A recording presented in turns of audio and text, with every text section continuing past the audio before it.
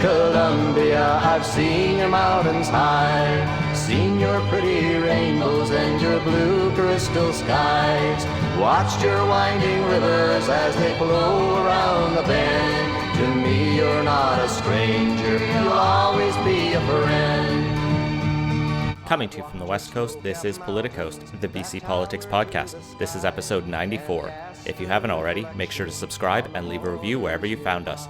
Follow us on Facebook and Twitter, where we're at PoliticosPod, and support the show at patreon.com/Politicoast. I'm Scott Blindboom. And I'm Ian Bushfield. As I mentioned last week, I'm still on vacation, and we have another pre-recorded interview for you. Today, we're diving into the dual-member proportional system with Sean Graham, the inventor of it. So this should be a great interview. First, though, we have to thank our premier sponsors, Lindsay Teds and Blake Hodson, for helping make the show possible. Politicoast is in partnership with BC Today, British Columbia's daily newsletter dedicated exclusively to BC politics. Sign up for a free trial to have unique coverage of the BC legislature delivered to your inbox every morning. Listeners to Politicoast enter the offer code CITIZEN for access to a special rate for our listeners. For your free 2-week trial of the newsletter, go to britishcolumbiatoday.ca. Sean Graham, welcome to Politicoast. Maybe you could introduce yourself and talk a little bit about why you felt the need to invent an electoral system.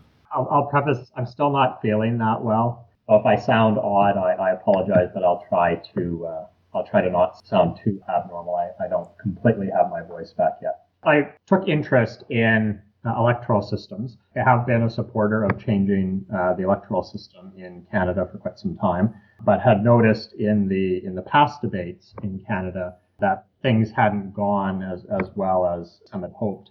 I think partly because of the systems that were put forward to Canadians. Both systems, whether it's MMP or STV, that have been significantly discussed in Canada, received significant complaints, either because people didn't like having a second tier of representatives or because people were skeptical of increasing the district magnitude to a significant extent under systems like STV.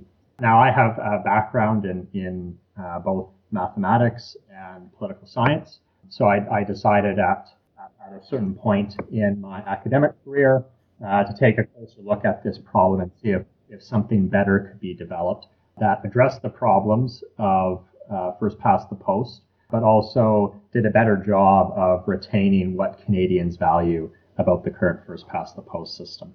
And the system you came up with is called dual member proportional. Could you walk our listeners through what the system is and how it works? Sure. So the basic idea is that each district, save for a few large rural districts in northern BC, would be amalgamated to create two-member districts. And the first seat in each district would be elected the same as now. The first place candidate would be chosen to represent one of the seats in the district. The second seat in each district would be chosen based on the provincial popular vote, but also based on the support the candidate received locally. And the process at that stage of the system is designed to create a proportional result across the entire province. Now, in terms of the voting interface, that would be very similar to now. People would cast a single vote for a single party, but that party may run either one or two candidates. If the party chooses to run two candidates, those candidates would be listed in a ranked order so that voters would know the order in which those candidates would be elected. So each riding basically gets two representatives. So if I'm here in Vancouver, Point Grey and Vancouver Kilchenna next door would get merged. The first person to get elected is just whoever gets the most votes in that riding, and we kind of just top up the other one? Yes, that's the basic idea. And the top-up process is done by ranking the candidates across the entire province. So the better a candidate does locally and also within their party, the more likely that candidate is to be chosen as a successful top-up candidate. So you mentioned that the northern ridings would not be merged into two ridings? Yes, that's right. So the Attorney General's report accepted one of my recommendations to accommodate large rural communities in northern BC. And that recommendation was that some of those districts could be left as single-member districts, so basically leave them as they are now, while still allowing those voters to see most of the benefits of going to proportional representation And in the case of DMP, that would mean that those votes would count at the provincial level and therefore contribute to the overall makeup of the legislature, even though they don't have that second candidate to elect locally. Maybe talk a bit about the role of independents in this system, because I noticed on your website you talk about how independents can still be elected as the first place, or, if some party just runs one candidate in one riding across the province.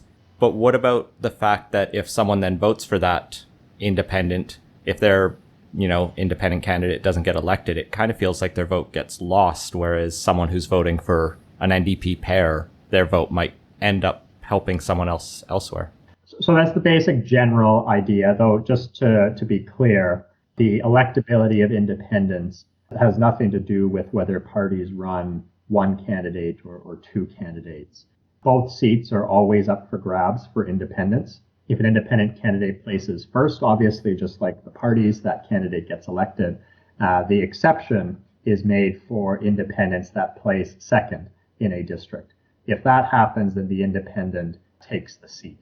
Now, you're correct, though, in pointing out that if someone votes for an independent candidate, that vote is not going to contribute to the election outcome if the independent is not elected. And that's because by voting for an independent, someone is choosing, at least under DMP, to not participate in the proportional component of the system. Systems like DMP and MMP assign seats on a proportional basis based on party affiliation.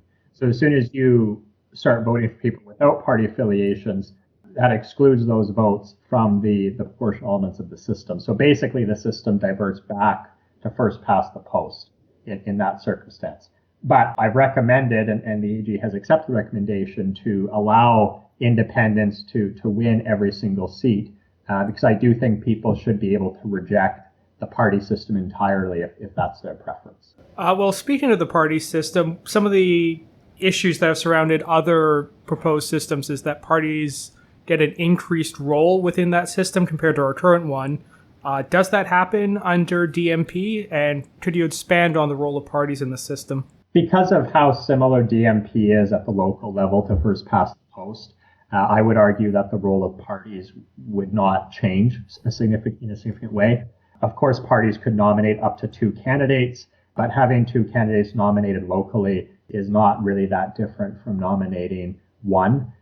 We're not talking about the larger party lists that are required for systems like MMP, for instance. So I think the role of parties would still be important in that they will aggregate interest, they will come up with election platforms to represent broad coalitions of voters, but the role of parties under DMP will not change significantly in terms of nominating specific candidates. Of course, parties will have to adopt a process to choose two in most cases instead of one, but that's fairly straightforward to accomplish. One of the things that comes up is, and you mentioned it there, is a party could nominate just one person in a district. Why would they do that under your system? So if a party knows that it's not going to win the first seat, so if it knows it's not going to place first in a district, there really is no necessity for the party to run both seats, because if you don't win the first seat, it's impossible to win both seats, obviously. So they could choose to nominate one candidate and put all of their resources to promoting that individual, rather than putting in, if they're, especially if a smaller party is putting an effort in nominating a full slate of 86 or 88 candidates, whatever the final number ends up being in BC. They may want to focus on nominating a smaller number of higher quality candidates than nominating two candidates in every district, knowing that that second candidate is never going to have a chance of being elected. Now, of course, the larger parties, I suspect, even in cases where they only need to nominate one, will probably choose to nominate two, just to show that they are a bigger party and they do have enough depth that they can nominate two candidates in every district. Right, it's kind of we're a serious party threshold in that we're filling out our every ballot we can. Yes. The important thing to fill out, though, is to make sure you at least have one candidate. As long as that one candidate is there, those votes cast first of all, you're allowing people to vote for your party in that district, and that's what's going to allow them to count at the provincial level. So one of the things that I think could happen, and you can correct me if I'm just completely wrong on this, but with the way the system works, there could be a chance that the second member who's elected in a riding might be the person who placed third in that constituency. Yes, that's necessarily going to be the case in some districts. And do you think that raises questions that the local voters in that constituency might feel they got the wrong democratic result if first place was Liberal, second place was NDP, but a Green gets in, for example? No, I mean, the fundamental point of any PR system is to take into account the votes of a broader region. In the case of DMP, it's taking into account the votes of the entire province in order to create an outcome that mirrors the provincial vote totals for each of the parties. Of course, we know that first past the post causes distortions because we use only local results to determine a provincial election. In order to correct that, sometimes you have to weigh other factors than just the local result. So if a party like the Liberals, let's say, come in second in a district, but they've already filled their seat allotment on the provincial level, they no longer have the provincial legitimacy to elect the local candidate at the local level, even though they may have placed second. So a third place candidate, maybe it's the Green candidate, comes third there, and that's a strong performance for that party. They may be elected in order to fulfill their provincial seat allotment. So that there's two things being balanced at the same time. There's the local accountability, but there's also the provincial accountability. And in general, the parties do elect the candidates that were their top performers. So even though a district may have a third place candidate elected, that may be one of the top performers for the party that's being elected there. And of course, in order for that candidate to be reelected, they're going to require a significant amount of local support in the next election. If a district continually decides to give a small amount of support to a local candidate there, it's unlikely that candidate's going to be reelected in the next election. So the top up, in how you've been talking about it's all done at the provincial level, yet I know some of the other systems have discussed the idea of going with a regional top up. For some reason you've chosen provincial. What's the rationale for that as opposed to, say, a regional top up? So from my understanding of the AG's report, each of the systems has been given a specific recommendation in terms of at what level it will be applied.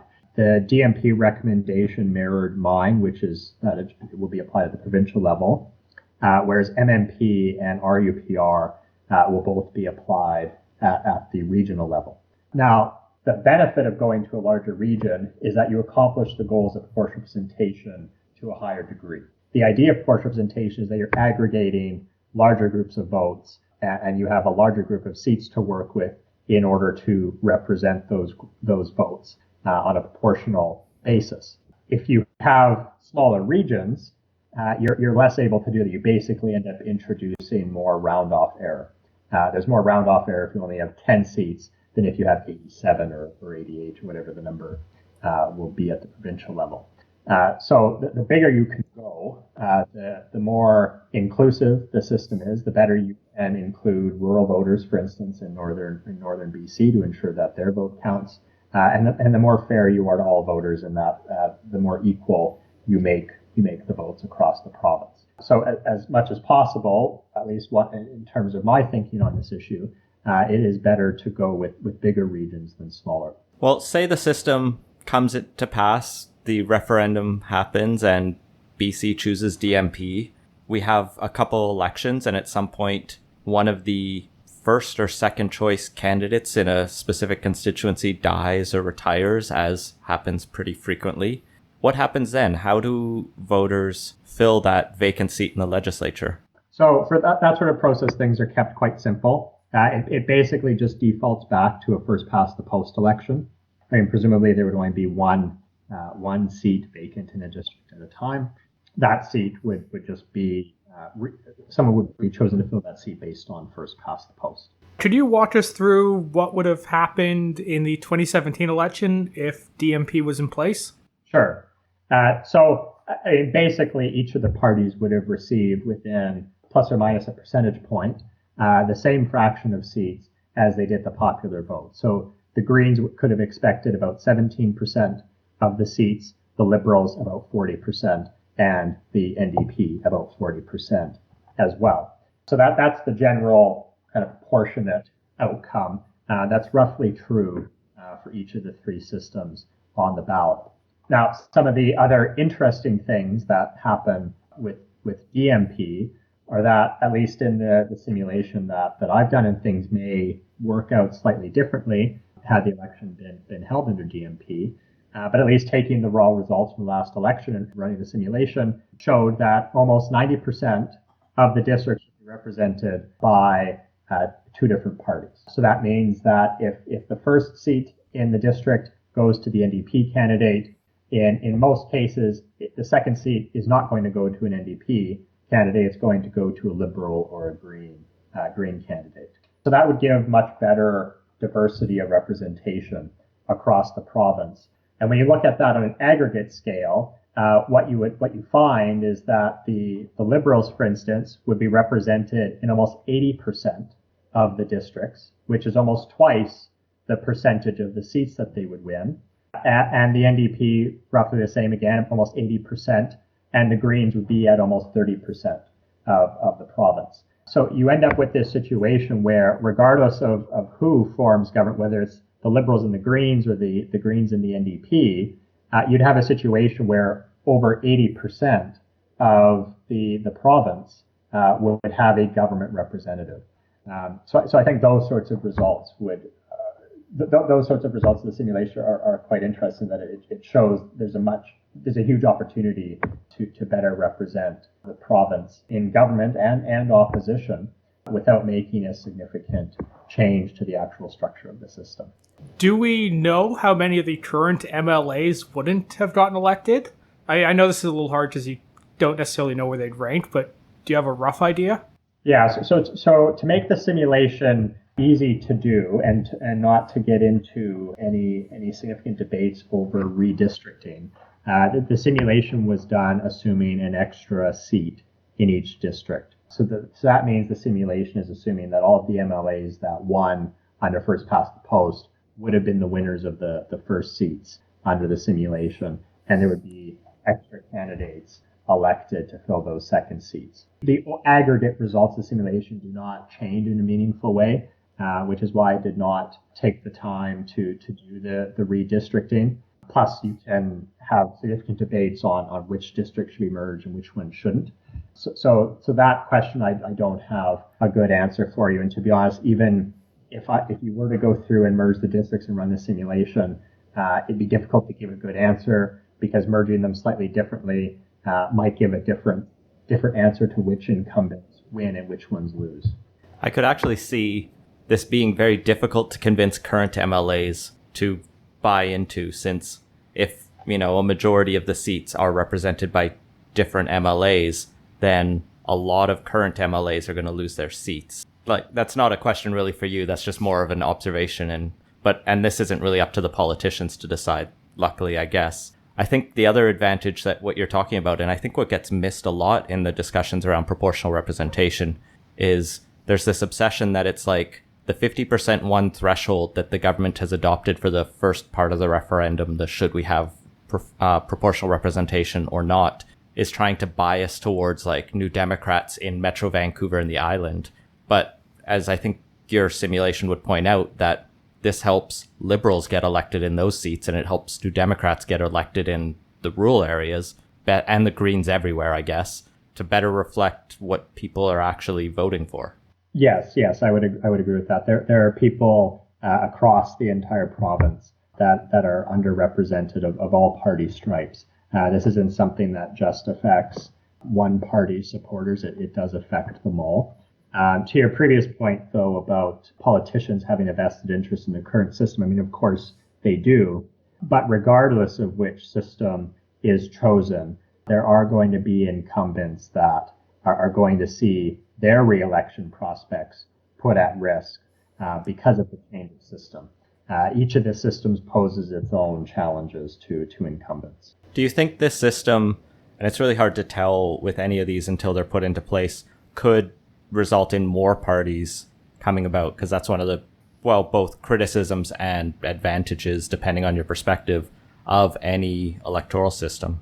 I think it should be expected, yes. I mean, I personally do not expect the parties in Canada to splinter significantly, but I do expect some of the parties representing very loosely glued together coalitions to likely break apart.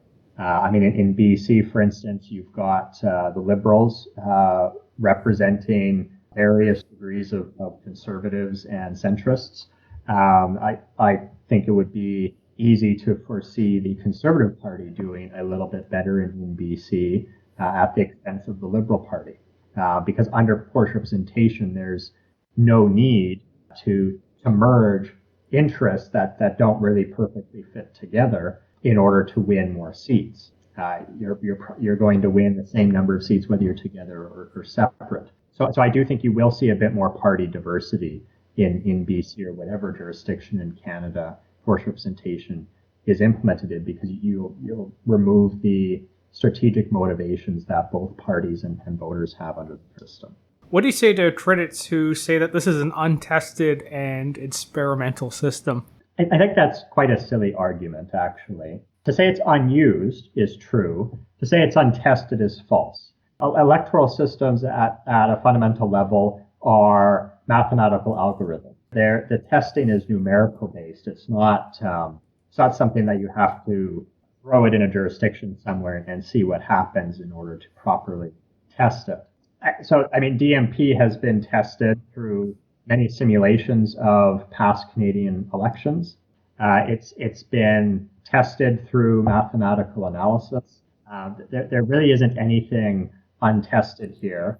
And I would challenge the people making that argument to do an analysis of their own and find a flaw that has been missed by either myself or the numerous other people that have gone through the details of this system with the findings. Well, I think the counter argument to that is when you change the rules of the game, you change how the players play. Has that been taken into account in any of the simulations? It hasn't, but I don't think it should. Of course, how people vote is going to change if we change the system. But that's a different comment than saying that the system is untested. Saying something that is untested means the person is skeptical whether it actually works, whether it fulfills its intended purpose. And that's just simply not true when it comes to DMP or frankly any electoral system that has been designed and simulated properly. The question of how people will vote and what exactly is going to change in terms of the political culture is a different question, and it is an interesting question, but I don't think is one that should, at least in terms of the systems that are being proposed for BC, should be one of high concern. I mean, not to belabor the point, and we'll move on from this in a second, but one of the things that I've noticed in the States is there's this, California's got this jungle primary system or something, which sounded, I think, potentially on paper like a good idea, the like runoff of the top two candidates of any of the parties. But then what ends up happening is in reality at times, there's this like, everyone's getting about 5% of the vote on one party if you have too many candidates running. And if the other party only has two candidates running, they both may sneak onto the ballot with 6% of the vote. And so that kind of unintended consequences and the changes to how people play the game, as Scott was kind of saying, I think there are values to talking about that in the referendum debate. It's probably not your position to talk about it as the mathematical creator of the system, the sort of person pitching it. How do British Columbians want to vote? Like, one of the advantages of PR, in theory, when it's done right, is it makes parties more collaborative after. And that's not something you can kind of predict mathematically, but it evolves and it's possibly a good thing. I'm not suggesting that DMP in any way will be the shit show that is the jungle primary system, but unintended consequences can happen. So the situation you're describing to me sounds more like a mathematical flaw in the system. It's something that people are able to take advantage of to game the system for their benefit.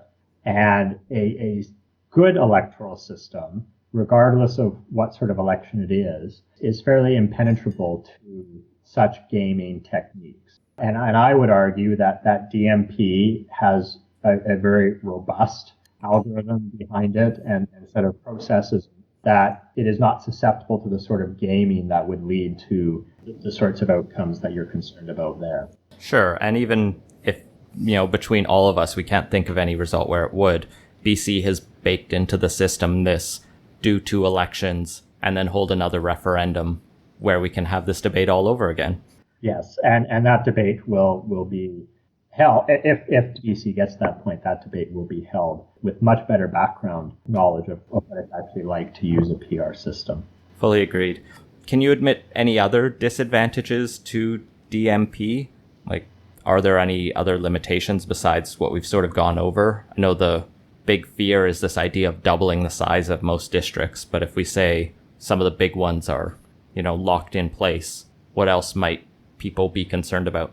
So, I think whatever system we're talking about, whether it's DMP or RUPR or MMP, I think the better context to talk about them in is in terms of voter values. If a voter values a lot of choice between candidates, for instance, the top choice, at least if that person's an urban voter, may be RUPR. So they might see the inability to rank a large number of candidates in the DMP as a disadvantage. So it depends on your frame of reference and what the voter finds important to them.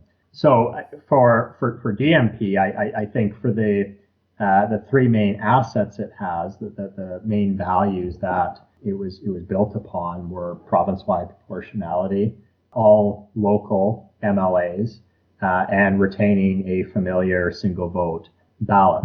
Now, voters in Canada have routinely said that those are values that are quite important to them, and I think the consultation process in BC largely mirrored that sort of feedback, but that's not the preference of all voters. So I really think it depends on the frame of reference that the person is asking that question from. So the ballot's going to be in 2 parts, and the second part is rank the electoral systems. Why should everyone rank DMP at the top? I think the fundamental question that British Columbians need to answer is the first one. I think people need to decide if they want to give another system a try for a couple of elections before making a final decision. The second question, again, really comes down to the values that I was mentioning earlier. So if people think province-wide proportionality is important, if people want to be able to leave BC's largest rural districts as single-member districts, so not having to increase their size in any way, but still fully including them in proportional representation, and if people want to retain the familiar voting experience of first past the post, then I think DMP would be the best choice for them in the upcoming referendum. Well, I think we're almost done, but I just have a couple questions left. First, what else is happening for DMP? I know Prince Edward Island had a proportional representation referendum, and I think DMP was included there. Is it being considered elsewhere? Are you talking to other governments or places around the world trying to pitch this idea? So my focus is very much in Canada. I have been contacted from people outside of the country as well, but my primary focus, it has been and will continue to be on elections in Canada. Now, as you mentioned, it was considered in PEI.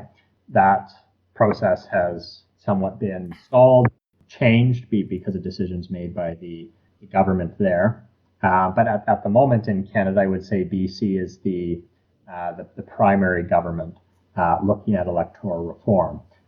So of course, my efforts right now are on the BC process, and I see my main role in that is to help provide as much as possible unbiased and accurate information about DMP.